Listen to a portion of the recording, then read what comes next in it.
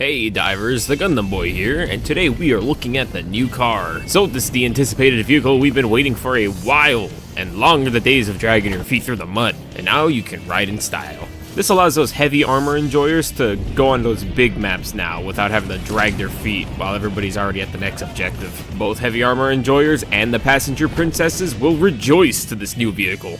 And starting with the looks of this car, it looks like a Jeep from the front and looks like a Tacoma in the back. So that's a double. Looking at the car, it has 5 seats, 1 for the driver, 3 for the passengers, and 1 on a gunner. The HMG on the back, it has a few backup mags, and you can change the gun's fire rate, so you can make it shoot faster or shoot slower depending on how you feel. But real men use it at the max RPM. From the passenger seat, you can aim about this high and this low, and for the HMG, it goes about this high and this low. So there's a kind of a dead zone when you try to look up. You can't really look up too far from the passenger side. And same thing with the HMG, it just looks like you can't look directly down beneath you. Please note that sticking your head out of the car may lead to you being clipped by the HMG or fellow teammates. And I guess seatbelts was not in the budget, because if you crash at high speed, you'll experience what it's like to be a bird for 2 seconds before crashing down into the earth. But how does it drive? Well, getting into the handling of the car, if you're on a PC, this motherfucker will turn on like a dime. And it is sensitive. Just a little tap, because unlike a controller, you can't really slightly turn. But on a controller, it's much easier to drive.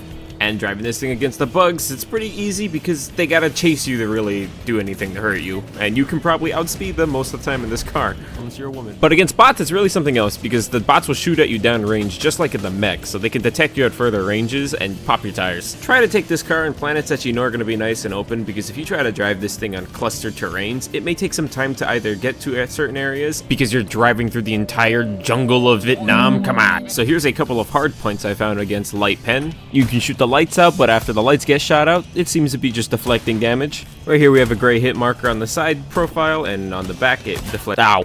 Oh. You can shoot the lights out and it deflects bullets, which is a really small hit point anyways. Bottom doesn't do anything. Shoot out this light and it's immune again.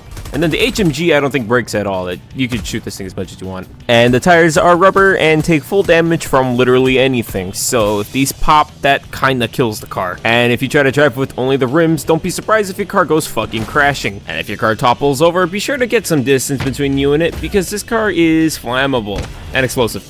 It's a car, not a tank, so be sure to treat it like one. If you ever rode one of those Razor scooters, then you know what it's like to hit a rock. Same thing applies to this car. If you hit anything going really fast, you will send everybody flying. Best to park your car a block away from the objective to avoid the car being caught in the crossfire. And the same rules apply to mechs. Whoever called down the car gets to drive it. Expect a ejectocito from the match otherwise. This car will be great for farming super credits or just speedrunning mission objectives. But remember divers, be sure to signal before you turn and follow all safety traffic laws. Or don't.